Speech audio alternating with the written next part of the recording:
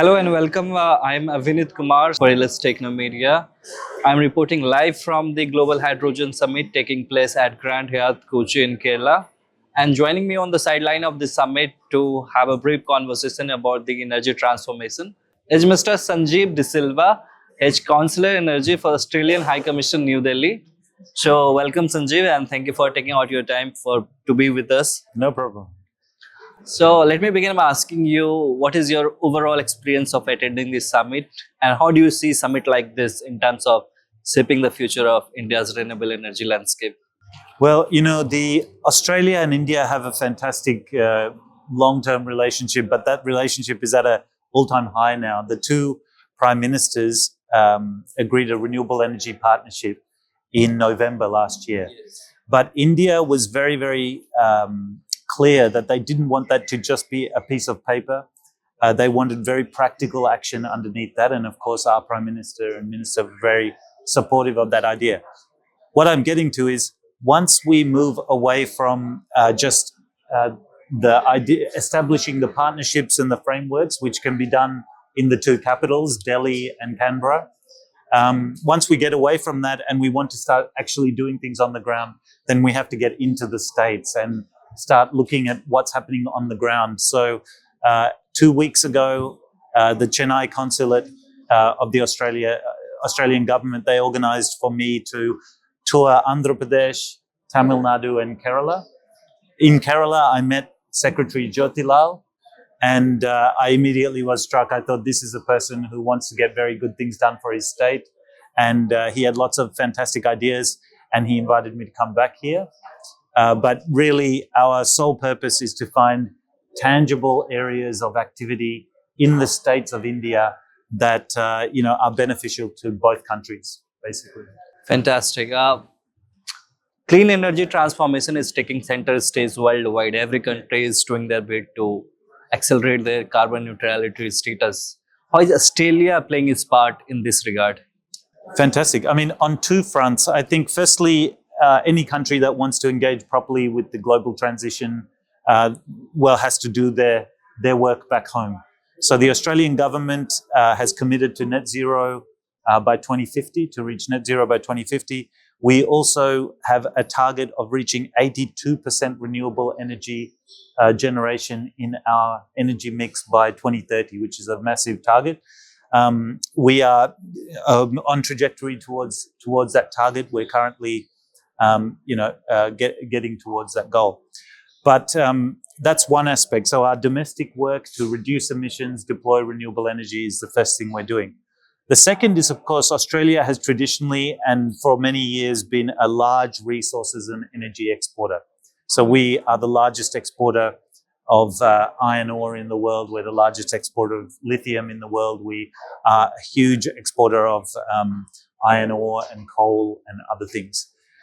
The Australian government has a stated perspective of wanting to be a renewable energy superpower. So we want to convert and transition and be an energy and resources exporter, including in a net zero world. So that's why we, at a summit like this, is so important to us, because we want to be a green hydrogen export superpower, just like India.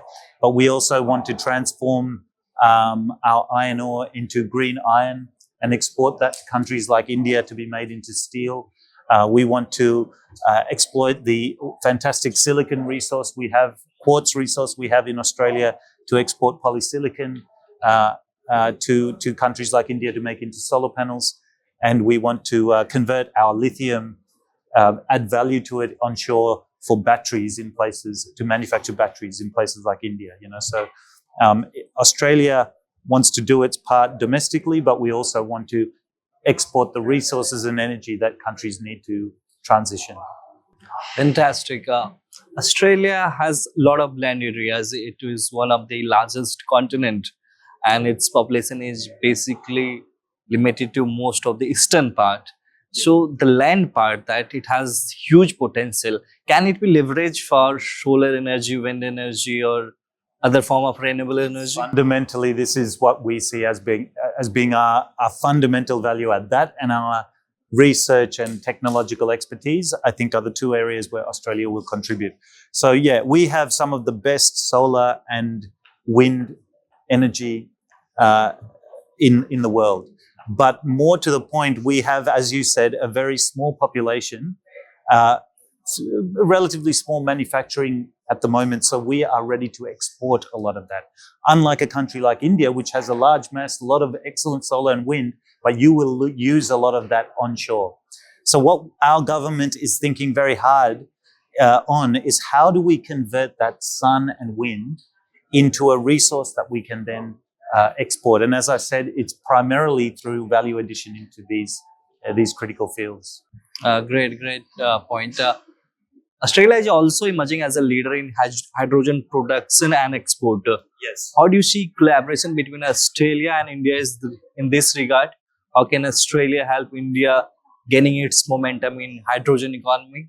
Fantastic. I mean, the hydrogen economy is still nascent. It's still burgeoning. So even though Australia and India have very similar aspirations to be hydrogen exporters, I think this is a time it's pre-competitive. We can work together, I think, specifically on things like rules and regulations and standards and procedures and certification, so that we, as two future exporters of hydrogen, can shape global rules to suit the kinds of exports we want to do to markets like Europe and elsewhere. So that's number one. Where else can we work together? I think on technology, Australia has discrete technologies around materials, but also hydrogen electrolyzers, which we can deploy. So we want to bring that to India to match up with India's manufacturing scale, to access, also give access to our technology companies to the massive markets that are emerging in India. So I think there are very complementary things that we can do together.